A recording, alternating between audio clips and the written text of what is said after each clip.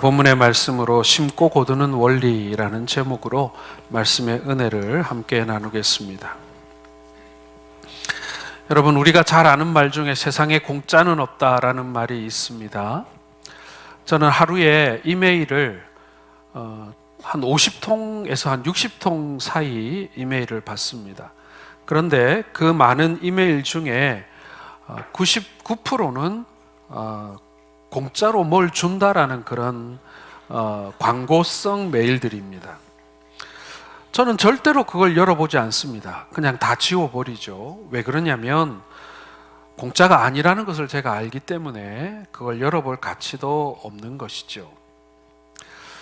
여러분, 우리가 흔히 많이 하는 말입니다. 그러나 우리 마음속에는 은근히 공짜를 바라는 마음도, 덤을 바라는 마음도 있는 것도 사실이고요. 또 그걸 이용해서 또 사업을 하는 사람들은 경품을 걸기도 하고 선물을 주기도 하고 뭐 그렇게 하기도 합니다.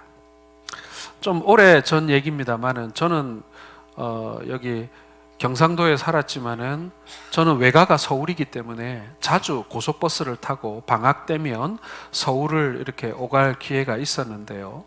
꽤 오래전 얘기입니다. 고속버스가 올라가다가 이렇게 고속도로 휴게소 같은데 이렇게 서게 되면, 요즘에는 뭐 고속도로 휴게소 진짜 멋지게 돼 있습니다만 옛날에는 그냥 고속도로 휴게소가 큰 주차장이라고 생각하면 됐습니다. 그런 곳이었습니다. 자, 그런데 휴게소에 잠깐 쉬는 시간에 사람들이 올라와서 물건을 팔곤 합니다. 어떨 때는 먹는 걸 팔기도 하고요, 물건을 팔기도 하는데, 한날은 사람들이 탁 올라오더니 앉아있는 모든 승객들에게 번호표를 하나씩 쫙 나눠줍니다. 그리고는 그 앞에서 번호를 한 5개 불러요. 몇 번, 몇 번, 몇 번 하면서 부르고는 여러분은 당첨되셨습니다 이러면서 이 시계를 하나 탁 보여주는 거예요. 이게 100만 원짜리 시계인데 지금 번호를 부른 분들은 이 시계가 경품으로 당첨됐다는 거예요. 그러면서 세금 10만 원만 내면 이 시계를 드립니다 하는데 사람들이 그걸 사는 거예요. 깜짝 놀랐어요. 그랬던 기억이 나는데 그 시계의 값어치는요, 그 10만 원도 안 되는 값어치인 거예요. 그렇죠? 사람들이 공짜를 바라는 마음, 선물을 기대하는 마음을 이용해서 그렇게 돈을 버는 사람들도 많이 있습니다. 그때 우리가 늘 하는 말이 세상에 공짜는 없다는 말입니다. 땀을 흘리고 씨를 뿌린 대로 그대로 거두는 것이 하나님이 정해놓으신 세상의 이치입니다. 땀을 흘리지 않고 거저 얻는 것은 복인 듯 하나 복이 아니고 화가 될 수도 있다라는 것을 우리는 인생의 경험을 통해서 알게 됩니다.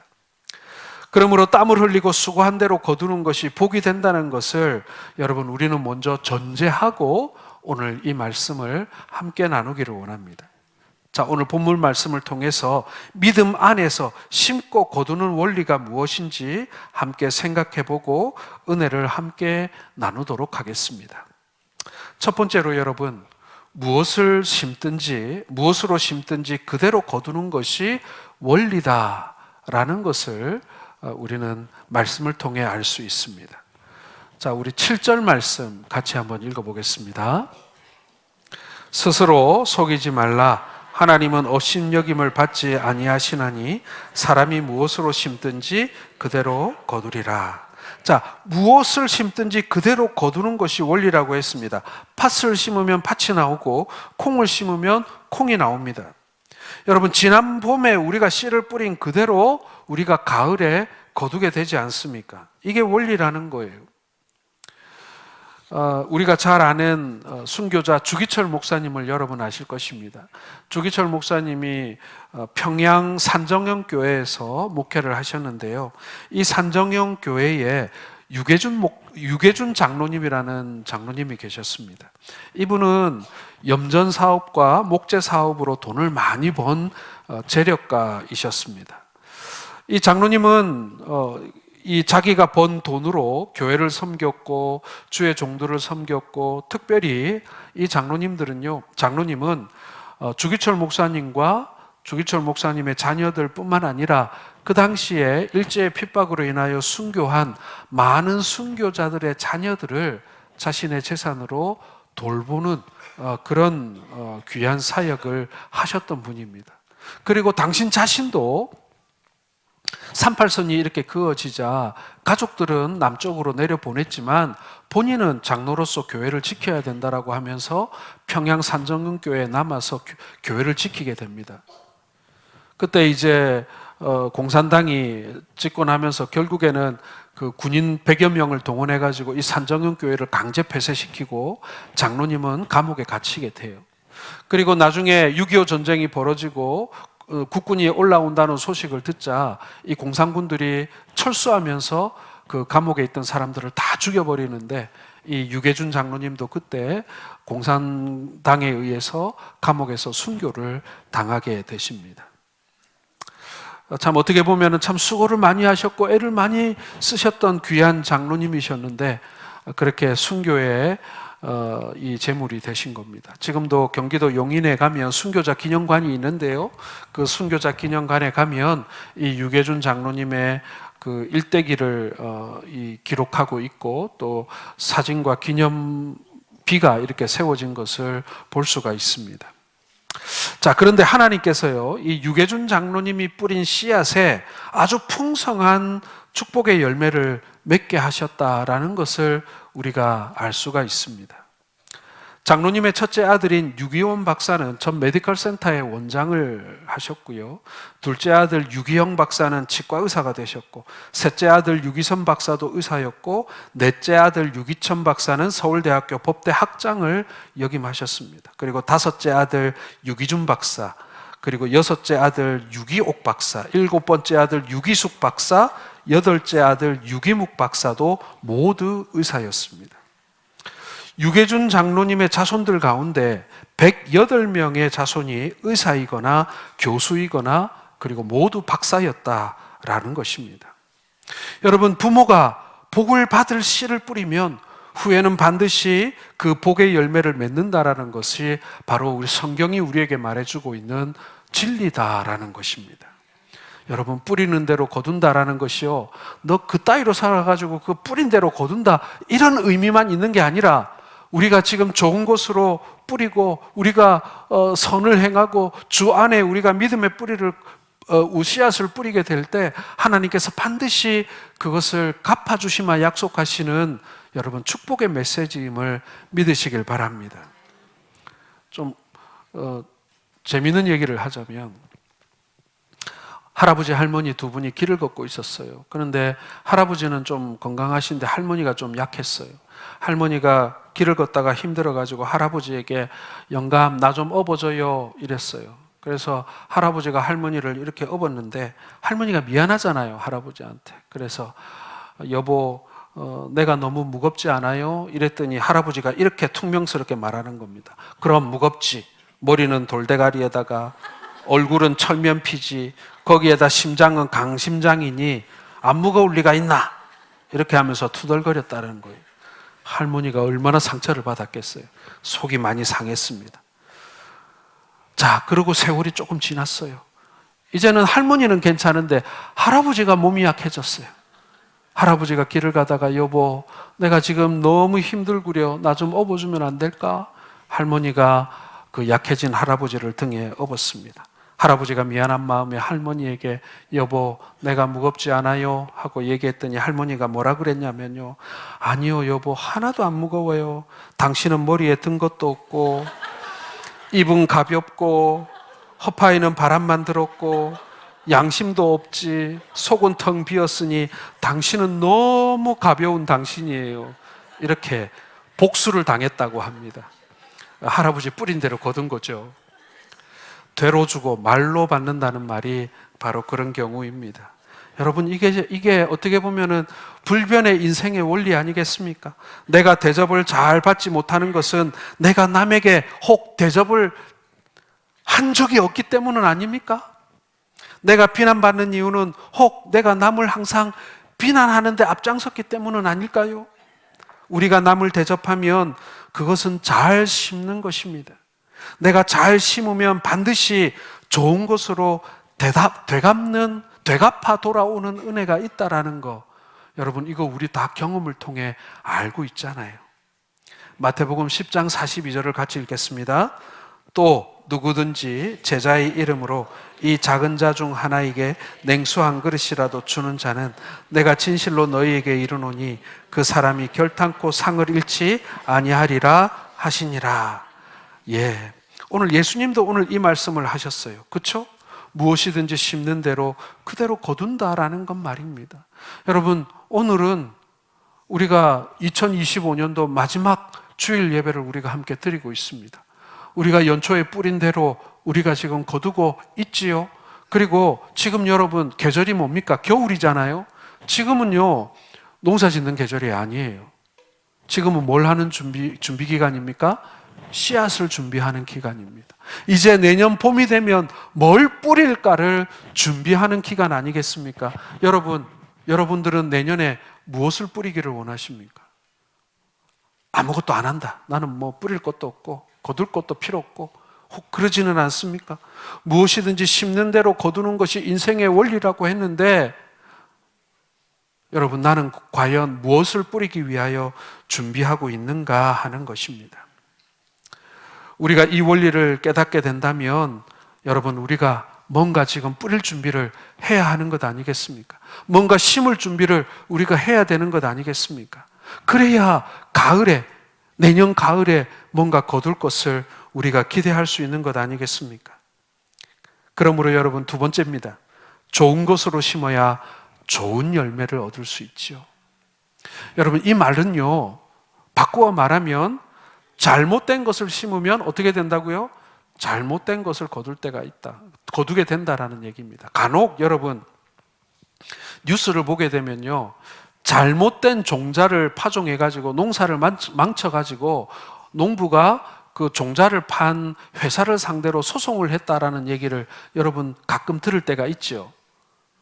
예, 씨앗을 잘못 뿌리면요, 아무리 애쓰고 수고해도요, 그 열매가 악할 수가 있다는 거예요. 8절 말씀 같이 읽겠습니다. 자기의 육체를 위하여 심는 자는 육체로부터 썩어질 것을 거두고 성령을 위하여 심는 자는 성령으로부터 영생을 거두리라. 여러분, 심는 대로 거두는 것이 원리입니다. 이 원리는 좋은 것으로 심으면 좋은 열매를 맺듯이 육체를 심는 자들은 썩어질 것을 거두고 성령으로 심은 자들은 성령으로 영생을 거두게 된다라고 이 영적 원리를 우리에게 말씀해 주고 있습니다. 여러분, 그렇다면 육체를 위하여 심는 자가 얻게 되는 썩어질 것이 과연 무엇이겠습니까? 이것은 여러분, 세상의 성공을 말하는 것입니다. 세상에서 보암직하고 세상 사람들이 사모할 만한 그 어떤 성공을 말하는 것입니다. 세상의 성공 나쁘지 않습니다, 여러분.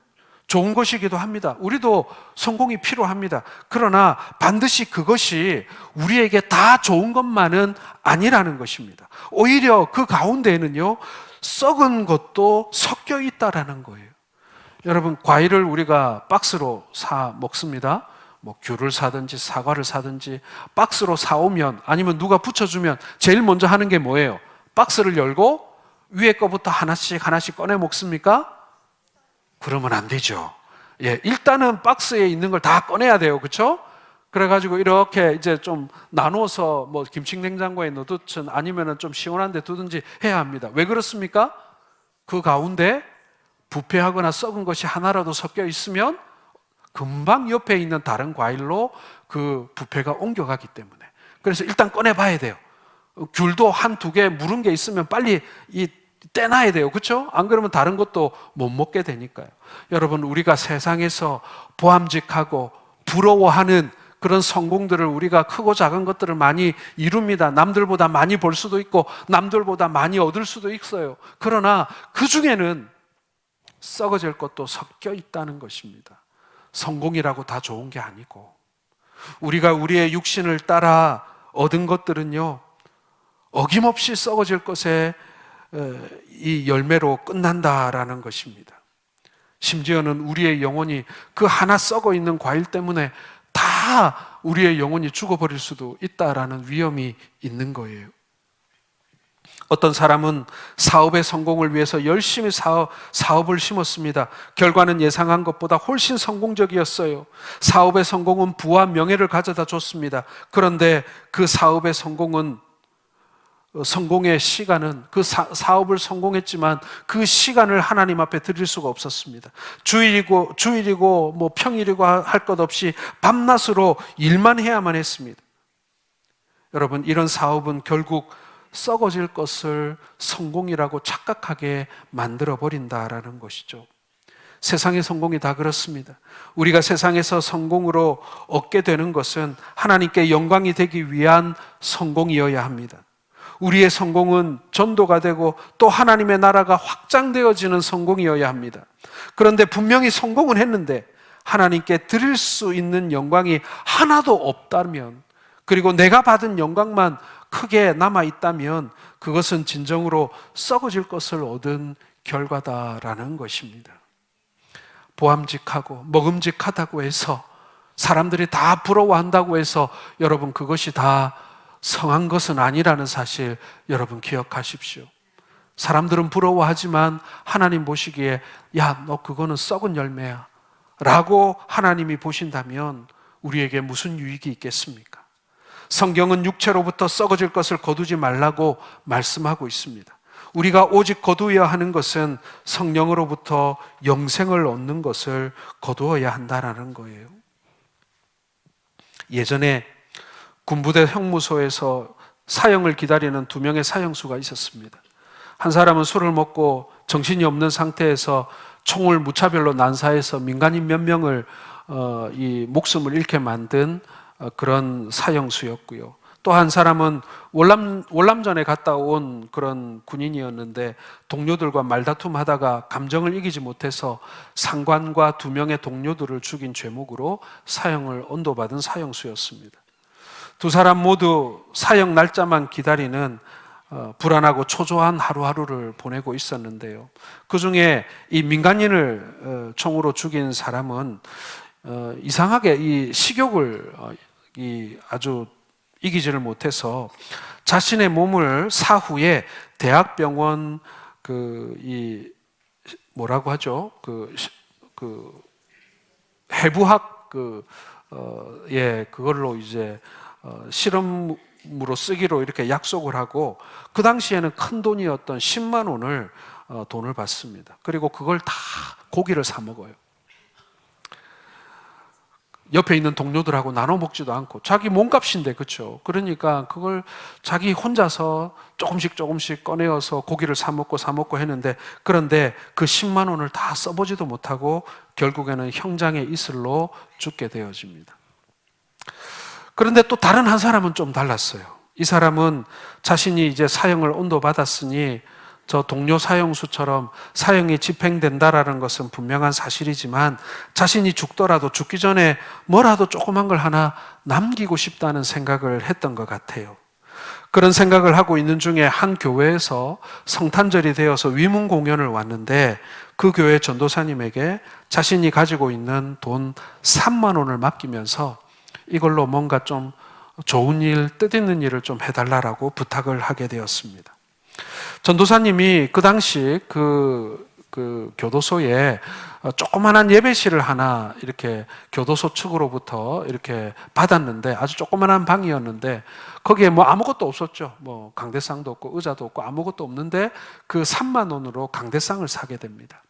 그리고는 첫 예배를 드리는 날 이 전도사님이 그 설교를 하면서 이 강대상이 어떻게 여기 오게 되었는지를 간증처럼 이렇게 예배에 참석한 분들에게 소개를 하게 되었습니다. 자, 그런데 그 예배 드리는 그 자리에 누가 앉아 있었냐면, 그 사형수가 총으로 쏴 죽인 그 동료 병사의 여동생이 그 자리에 앉아 있었던 거예요. 그래서 그 여동생이 그 내용을, 그 사형수에 관한, 자기 오빠를 죽인 그 사형수에 관한 이야기를 듣고는 감동을 받아서 탄원서를 쓰게 됩니다. 이 사람이 비록 죽을 수밖에 없는 죄를 지었지만, 그러나 이 사람이 많이 반성하고 있으니 선처해달라는 그런 구명운동을 하게 된 거예요. 그래서 이 사형수가 사형수에서 무기징역으로 감형을 받게 되는 그런 일이 있었습니다. 여러분, 심는 대로 거두는 것이 이런 것 아니겠습니까? 성령을 위하여 심는 자는 성령으로 영생을 거두는 것이 원리입니다. 우리가 복음을 위하여 수고하고 이 땅에서 고난과 핍박을 견디면 그것은 반드시 성령의 열매로 거두게 된다라는 사실을 여러분, 이 한 해의 마지막에 우리가 잊지 말아야 한다라는 것입니다. 여러분, 좋은 것으로 심어야 좋은 열매가 열린다는 거예요.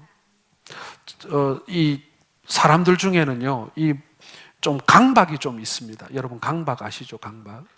제가 아는 선교사님은 이 닭하고 오리를 키우는 분이었는데 맨날 병아리 사다가 이렇게 키우고 그랬는데, 내가 한번 알을 사가지고 이렇게 깨워보면 어떨까라고 생각을 해서 부화기를 샀어요. 알 깨우는 부화기 아시죠? 유정란을 넣으면 이 부화기 안에 넣어놓으면 이제 병아리가 나오는 거예요. 가지고 와서 이제 설명서대로 오리 알 넣고 계란 넣고 했더니 정말 병아리가 나오고 오리 병아리가 나오고 이렇게 한 거예요. 너무 신기한 거예요. 너무 재밌는 거예요. 그래가지고 이분은 뭐 어떤 강박이 생겼냐면 알만 보면 부화기에 집어넣는 거예요. 메추리도 넣어보고 꿩도 넣어보고 하여튼 눈에 보이는 알이란 알은 다 그 부화기에 넣어보고 싶은 거예요. 이 재밌으니까. 저도 그런 게 있습니다. 저도 씨앗만 보면 심어보고 싶은 강박이 있습니다. 집에서 망고를 먹고 나면 그 망고 씨가 이만큼 나오잖아요. 이거를 심어보면 나지 않을까? 심어봤더니 진짜 나요. 진짜 그게 이렇게 자라서 사람 키만큼 자라더라고요. 그 다음에 그 살구를 먹고 나면 또 그 살구 씨가 남지 않습니까? 이것도 심어보면 어떨까? 심어보니까 나요. 아보카도도 심어보니까 나요. 그러니까 저는 씨만 보면 이걸 심어볼까? 이것도 일종의 강박이겠죠. 여러분, 좋은 것을 심어야 좋은 게 나옵니다. 이상한 거 심으면 이상한 거 나와요. 악한 거 심으면 악한 것 나옵니다. 여러분, 여러분들의 삶 속에 하나님이 복 주실 만한 여러분 좋은 것들을 여러분들의 삶에 심으시기를 주의 이름으로 축원합니다. 우리의 자녀들도 우리가 뿌리는 씨앗이잖아요. 우리의 자녀들에게 믿음의 씨앗을 심어주세요. 그래야 이들이 자라서 믿음의 열매를 거두게 되어 있습니다. 아까 말했듯이 우리 아이들이 다른 아이 못지않은 성공을 하기를 바라는 건 모든 부모의 마음이에요. 그러나 거기에 믿음이 빠져버리고 세상의 성공의 씨앗만 뿌리게 되면요, 비록 아이들이 성공했을지라도 그것이 썩어질 것으로 끝나버릴 수도 있다라는 사실을 우리는 기억해야 한다는 것입니다. 하나님이 기뻐하시는 썩지 아니할 열매, 영생하는 열매를 거두시는 우리 성도들 되시기를 바랍니다. 세 번째로, 나중으로 미루지 말고 기회 있는 대로 심으시기를 바랍니다. 10절 같이 읽겠습니다. 그러므로 우리는 기회 있는 대로 모든 이에게 착한 일을 하되 더욱 믿음의 가정들에게 할지니라. 여러분, 기회라는 것은요, 아무 때나 주어지는 것이 아닙니다. 뿐만 아니라 기회라는 것은요, 아무에게나 주어지는 것도 아닙니다. 그러므로 기회가 내게 주어졌을 때, 그리고 기회가 왔을 때 심는 것이 너무나 중요하다라는 것입니다. 여러분, 혹시 농사 짓는 것을 보셨는지 모르겠습니다. 농사를 잘 지으려면요, 시기를 잘 맞춰야 합니다. 언제 파종하느냐, 이거 굉장히 중요합니다. 너무 빨리 파종하면 냉해를 받고요, 너무 늦게 파종하면 제대로 결실하지를 못합니다. 그것도요, 지역마다 다릅니다. 중부 지역은 파종하는 시기가 다르고 남부 지역 파종하는 시기가 다릅니다. 고조에 따라서도 다릅니다. 고냉지에서 파종하는 시기와 일단 평지에서 파종하는 시기가 다릅니다. 남해안에서 서해안에서 동해안에서 파종하는 시기가 다 다릅니다. 시기를 놓쳐버리면 한 해 농사를 망치게 되어 있습니다. 또 기회가 오겠지. 내일 하면 되지. 다음 달에 하면 되지. 안 통한다는 거예요. 절기에 맞춰 씨를 뿌려야 합니다. 여러분, 제 기억으로, 뭐 정확한 건지는 제가 잘 모르겠습니다만은 제 시골에 있을 때는 비만 오면 고구마 모종을 심었던 것이 제가 기억이 납니다. 아마 비가 올 때 심어야 잘 자라는지는 잘 모르겠는데 어쨌거나 비만 오면 고구마 모종을 심었던 것이 기억이 납니다. 모든 시기가 있고 때가 있어서 그 기회를 놓치지 말아야 한다라는 것이죠. 여러분, 우리가 이 씨를 뿌리는 것도요, 우리에게 주어진 시기가 있고 때가 있습니다. 그걸 놓쳐버리면 나중에 아무리 애를 써도 우리가 결실하지 못할 수도 있다는 거예요. 복음을 전하려고 해도, 내가 착한 일을 하려고 해도 그 할 수 있는 기회를 놓쳐버리면 소용이 없는 것입니다. 그러므로 여러분들에게 그러한 기회가 주어지실 때 그 기회를 미루거나 놓치지 마시기를 바랍니다.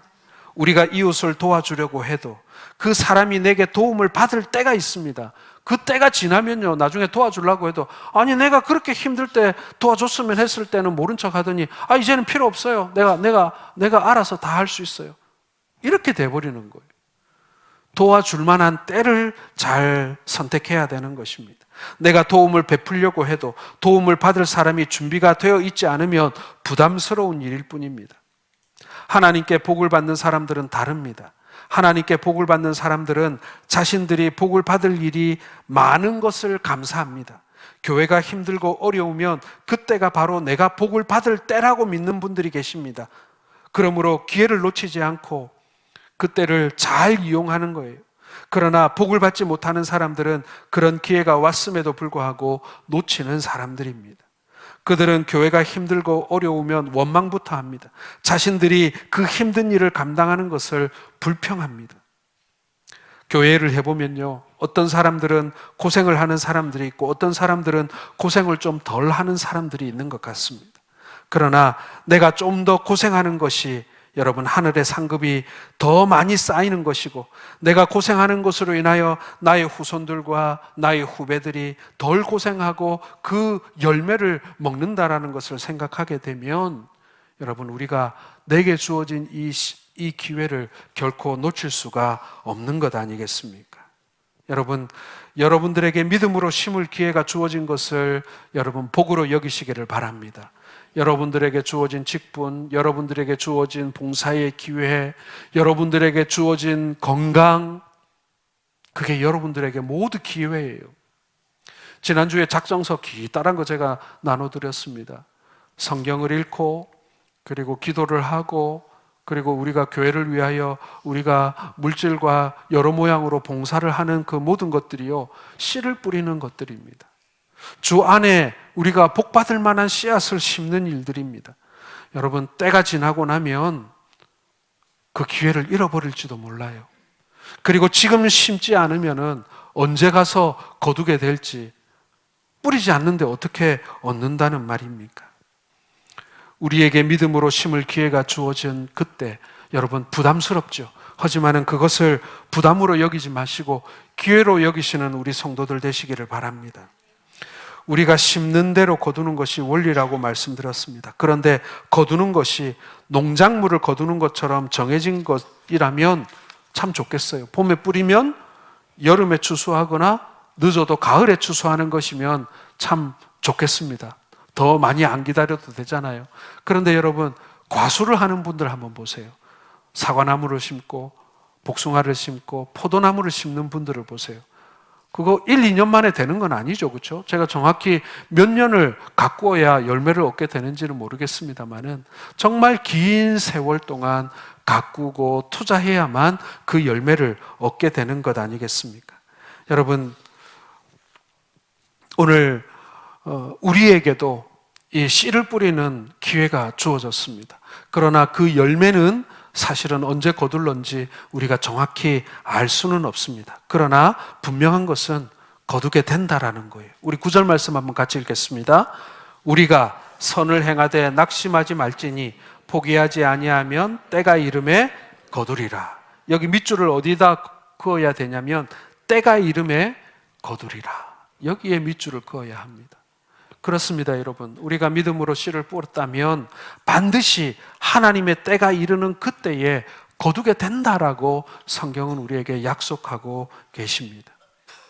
그런데 그 때를 내가 가늠할 수가 없는 거예요. 나는 잘 모르는 거예요. 하지만 분명한 것은 반드시 거두게 된다라는 것입니다.